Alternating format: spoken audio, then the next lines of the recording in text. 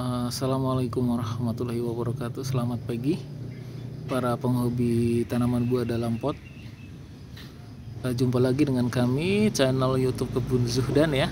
Dari bumi belahan Kabupaten Bekasi, Kebun Zuhdan menyapa dari klaster Ganda Arum Residen 2 nomor 1, Kampung Rawa Atuk, RT 1 RW 6, Desa Cibening, Kecamatan Setu, Kabupaten Bekasi, teman-teman. Provinsinya Jawa Barat. Kalau ke utara itu ke area Cibitung Tambun, ke timur ke area Cikarang Cibarusa, ke selatannya ke area Jonggol Cilengsi Cibubur, ke baratnya ya ke Mustika Jaya, kemudian Jati Asih, Kota Bekasi dan sebagainya. Oke ya. Oke teman-teman, di depan saya sudah ada bibit dasal mula dari cangkok, perbanyakan cangkok, yaitu jambu air kiojok teman-teman, yang beberapa bulan lalu sempat viral. Kemudian kemarin itu di polybag berapa ya, 30 sih kalau nggak salah ya. Lalu kemudian saya pindah ke planter bag seperti ini teman-teman, agar terlihat kokoh dan lebih subur ya. Kemudian kemarin itu teman-teman bisa lihat daun-daunnya saya sisakan di bagian ujung, entah 2 daun atau 4 daun.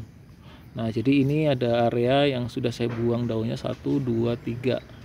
Ada kanan kiri ya 3 daun, berarti 6 daun. Nah jadi di ujung-ujung ini saya sisakan hanya antara 2 atau 4 daun saja teman-teman.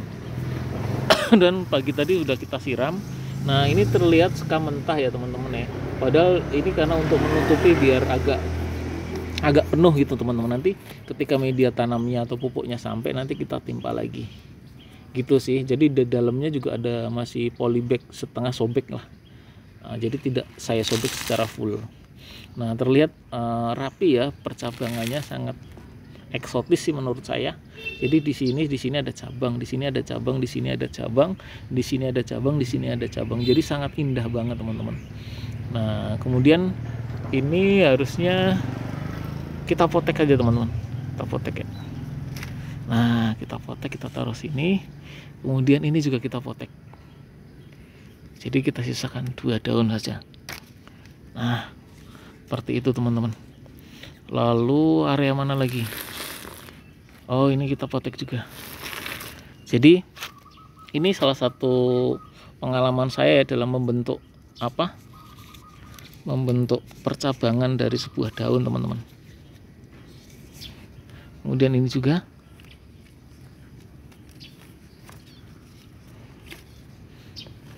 Nah ini rada ulet ya.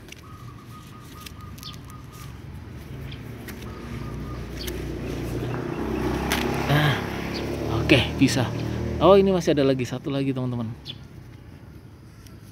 Ini rada ulet juga nih teman-teman. Nah tapi nanti ini tetap nah oke, jadi kenapa kemudian selalu seperti itu teman-teman? Nah biar terlihat. Nah tujuannya agar dari sini itu nanti muncul tunas-tunas baru. Jadi ini teknik atau pembentukan agar sebuah pohon itu seperti inilah langkah awal-awalnya. Setelah pemilihan bibitnya oke, setelah dicangkok, kemudian berakar, dipotong cangkok, kemudian ditaruh di polybag yang ya 25 atau 30 sudah nyaman, kita berusar lagi polybagnya. Kemudian tujuannya kita mulai ke pembentukan ranting teman-teman, ke pembentukan ranting ya. Nah seperti ini. Jadi ini sebenarnya bagus banget sih. Ini ada ranting, sini ada ranting, sini ada ranting, sini ada ranting, ini ada ranting, ada ranting lagi teman-teman. Nah ini nanti ini nanti kita akan pangkas. Kita lihat lagi dulu perkembangannya.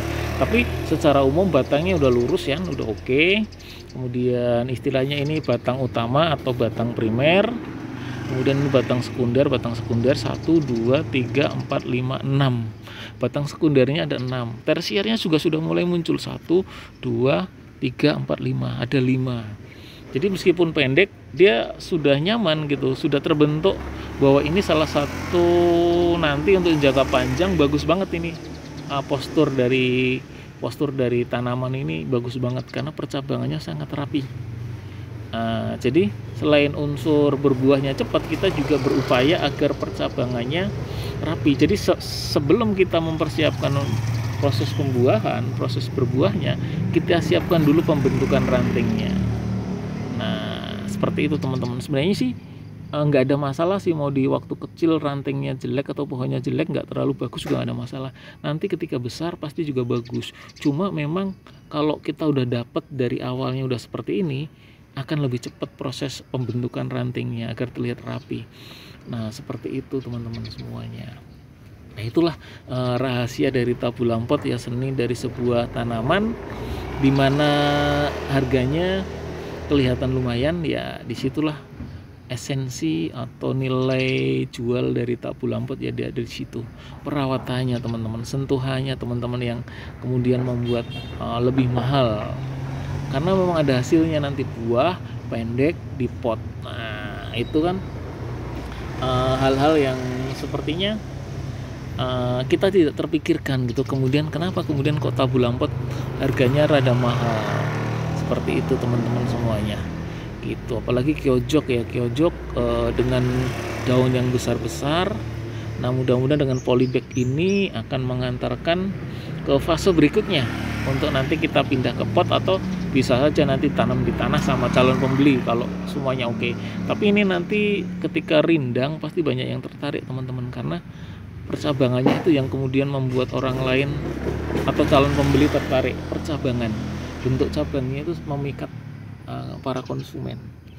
Nah, seperti itu teman-teman. Jadi memang selain sering saya sampaikan, kebutuhan jambu air tuh, pertama air itu memang tidak boleh tidak ya teman-teman. Jadi memang volumenya besar, kebutuhan air pagi sore gitu. Kalau pagi 2 gayung, sore 1 gayung setengahnya. Pagi itu ya kisaran kalau menurut saya sih jam 7, tapi tadi saya jam 5 udah saya siram. Sore itu ya jam 4 itulah. Jadi kenapa pagi lebih banyak? Untuk menghadapi teriknya sinar matahari, untuk dalam proses fotosintesis, untuk dalam proses memasak. Jadi tidak terlihat layu seperti itu teman-teman. Kalau penyiraman sore hari kan tidak terlalu ini ya, karena hanya untuk menjaga umur sampai pagi hari yang kemudian nanti kita siram kembali itu. Jadi poinnya sore itu setengahnya dari volume di pagi hari, volume penyiramannya ya. Kalau 1 ember ya berarti sorenya setengah ember. Bagaimana kalau kemudian sore hari saja? Maksud saya pagi saja ya, nggak ada masalah. Terkadang pun saya juga suka tidak konsisten ya, mungkin lagi males, lagi lelah gitu, akhirnya terlewat bahkan 2 hari nggak saya siram juga pernah ya. Tapi secara umum untuk jambu air, kebutuhan air itu sangat tinggi ya, kebutuhan air itu sangat tinggi, karena itulah yang akan membantu proses pertumbuhan vegetatif, lalu kemudian ranting-ranting oke, setelah itu baru ke generatif. Jadi pertanyaannya bagaimana ini ntar berbuahnya berapa tahun? Nah, saya tidak melihat ke sana. Saya masih fokus ke pembentukan ranting, dahan, pohon. Nah, baru kemudian kalau udah oke, nah baru ke pembuahan atau generatifnya teman-teman. Seperti itu. Jadi jangan terpancing dengan mudah berbuah dan sebagainya ya. Oke, demikian. Selamat mencoba, selamat menanam, menghijaukan lingkungan sekitar.